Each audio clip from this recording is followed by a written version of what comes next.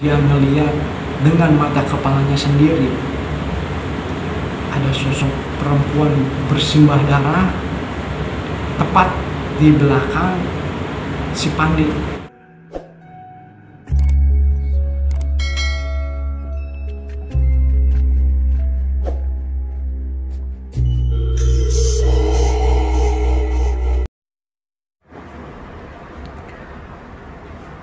Gua akan menceritakan kisah pengalaman temen gua, namanya Yayat. Nama aslinya sih Riz gitu, Riz apa gitu, cuman gua biasa manggil dia tuh Yayat kan. Nah karena tahu gua suka bikin video di YouTube, video cerita kayak gini, akhirnya dia pun berbagi ceritanya tentang pengalaman hal-hal aneh gitu. Kejadiannya tahun 2020 kemarin, tepatnya di tanggal 9 Maret. Waktu itu malam apa gitu, dia nggak bisa tidur ceritanya. Dia nggak bisa tidur sampai waktu itu sekitar jam setengah tiga dia tuh mikir, pokoknya gabut lah, dia mikir kemana ya gitu, pengen cari hiburan biar nggak gabut gitu kan.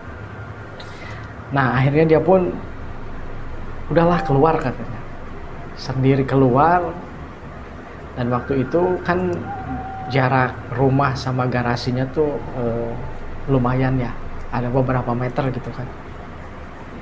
Akhirnya dia siap-siap, jam setengah tiga itu dia siap-siap, dan akhirnya dia pun keluar dan menuju ke garasi mobilnya. Waktu itu dia pakai mobil bapaknya ya, mobil Innova punya bapaknya dia pakai, dan waktu itu pun dia jalan, starter mobil dan jalan. Tapi setelah jalan beberapa meter, tiba-tiba dia mencium bau amis gitu katanya. Dia mencium bau amis dan dia mikir katanya bau apa gitu kan. Dan dari situ udahlah dia nggak mau menghiraukan bau itu, mungkin bau apa gitu kan. Dan dia pun terus jalan, dan di tengah jalan, di perjalanan dia keinget temennya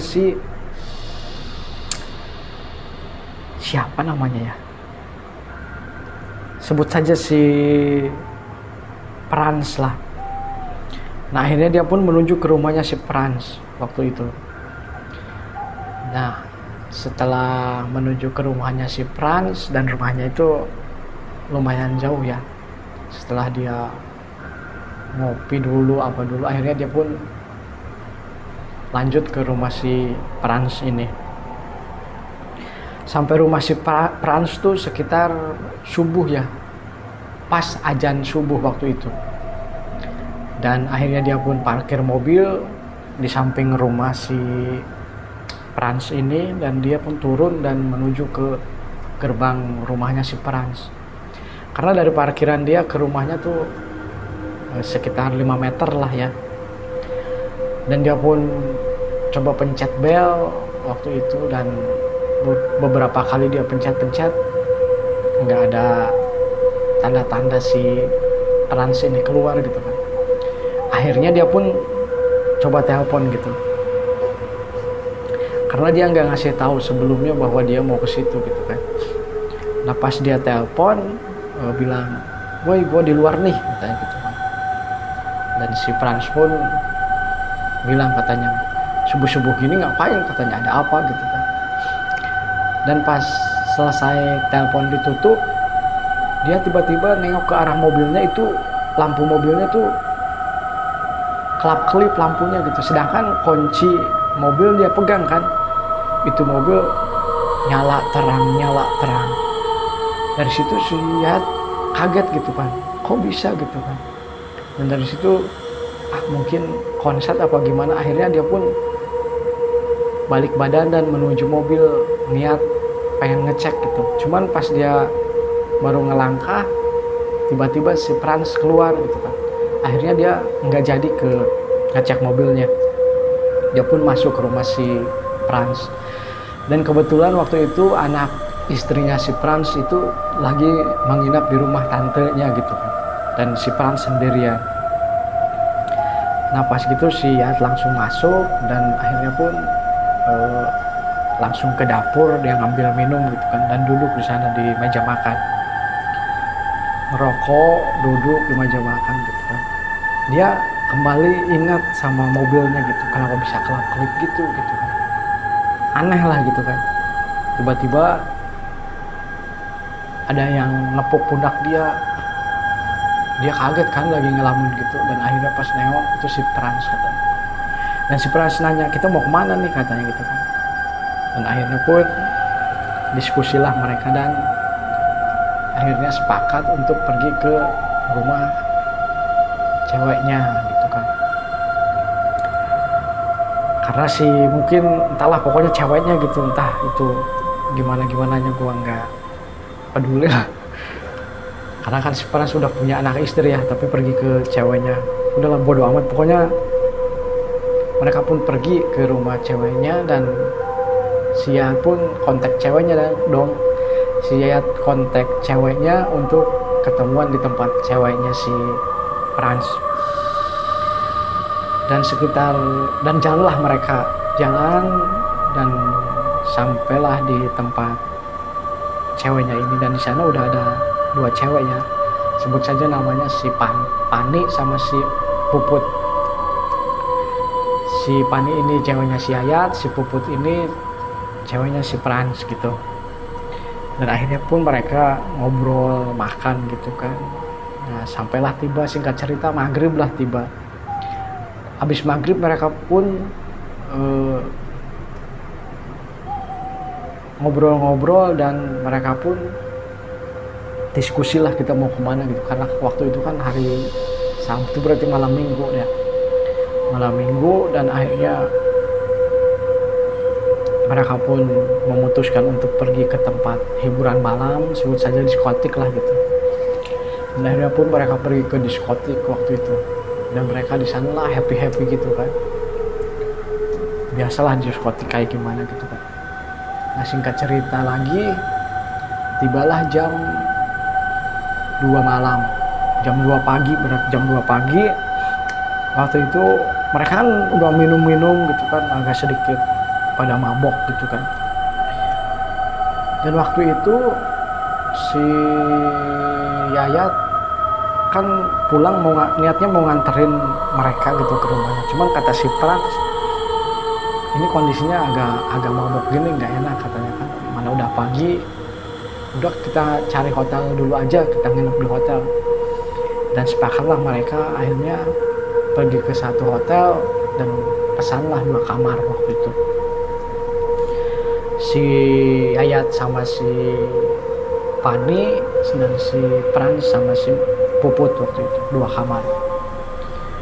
Dan setelah masuk kamar, tapi gua nggak menceritakan detailnya di kamar itu terjadi apa ya, pokoknya pas masuk kamar waktu itu saat mereka hendak mau tidur, tiba-tiba keran kamar mandi itu nyala. Dari situ mereka kaget dong, dan akhirnya si Yayat pun bangun dari tempat tidur dan menuju ke kamar mandi, dan ternyata bener keran itu nyala gitu kan. Dan akhirnya ditutuplah sama si Yayat. Udahlah mungkin kebuka sendiri apa gimana lah, belum terpikirkan yang aneh-aneh. Dan si Yayat pun kembali ke tempat tidur waktu itu, dan si Pani pun belum tidur gitu, masih ya mau tidur itu merem-merem gitu. Dan pas si Yayat ke tempat tidur, merebahkan badannya dan mulai merem gitu, tiba-tiba keran itu di kamar mandi nyala lagi. Dari situ dia pun bangun lagi dan masuk ke kamar mandi, dan dia pun mungkin ngerasa kesel ya, sambil nutup keran dia bilang gini, "Woi anjing," katanya, "kalau berani lu nongol lu, gua kagak takut sama lu," gitu kan. Karena kan mereka posisi setengah mabok lah gitu. Dan akhirnya pun si Ayat pun kembali lagi ke kamar mandi, kembali lagi ke tempat tidur. Dan pas nyampe ke tempat tidur, pas merebahkan lagi badannya, tiba-tiba lampu mati. Dari situ si Pani ngejerit. Habis ngejerit, udahlah si Riz langsung keluar, panggil pegawainya untuk minta pindah kamar. Dia bilang, saya minta pindah kamar karena di sini aneh lah gitu kan diceritakan. Ya udah, akhirnya pun diganti kamar yang baru. Akhirnya mereka pun beres-beres dan pergilah ke kamar yang baru. Pas di kamar baru dan mereka pun hendak tidur, itu kejadian yang sama terulang. Keran air nyala, tapi sekarang lebih aneh. Ada suara tangisan kecil, suara kecil tipis gitu. Pokoknya suara tangisan sama keran itu barengan. Akhirnya si Ayat pun bangun dan ke kamar mandi ngecek. Dan bener, keran itu pun nyala lagi. Akhirnya tutup keran dan dia pun pergi lagi ke kamar, ke tempat tidur. Begitu keluar dari kamar mandi itu, setelah nutup keran, si Ayat benar-benar kaget. Dia baru ngeliat, mungkin seumur hidupnya ini pertama kali dia ngeliat. Pas dia keluar dari pintu kamar mandi, dia ngeliat dengan mata kepalanya sendiri ada sosok perempuan bersimbah darah tepat di belakang si Pani. Dari situ si Ayat nggak bisa ngomong, nggak bisa gerak. Pokoknya dia terpaku melihat itu, saking shock dan kagetnya dia cuman bengong gitu. Akhirnya si Pani pun ngelihat si Ayat kayak gitu, dia pun jadi aneh kan. Akhirnya dia pun bangun, lari, loncat dari tempat tidur dan ditaboklah si Ayat, keplok aja. Dia bilang, lu kenapa anjing, katanya. Lu jangan bikin gua takut, kata si Pani gitu kan. Akhirnya si Ayat pun digaplok gitu kan, sadar. Akhirnya dia pun buru-buru, ya udah kita keluar dari hotel. Dan saat itu juga mereka keluar dari hotel dan check out lah. Dia pun pergi ke nyari tempat yang ramai gitu. Dan di tempat ramai itu si Ayat menceritakan kejadian itu.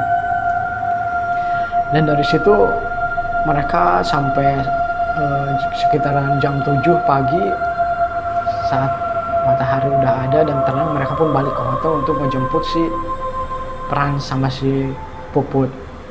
Dan akhirnya pun mereka pun pulang. Dan di jalan tuh si Ayat sempat menceritakan gitu-gitu. Dan setelah mereka diantarkan pulang semua, akhirnya si Ayat balik ke rumahnya. Dan ternyata itu si Ayat di rumahnya pun mengalami hal yang sama gitu. Cuman ini lebih ke kayak sekelebat bayangan gitu, dan suara menangis gitu kan. Dan menurut dia sampai sekarang pun teror itu masih ada gitu. Jadi kayak diteror, entah apa penyebabnya dia pun nggak tahu.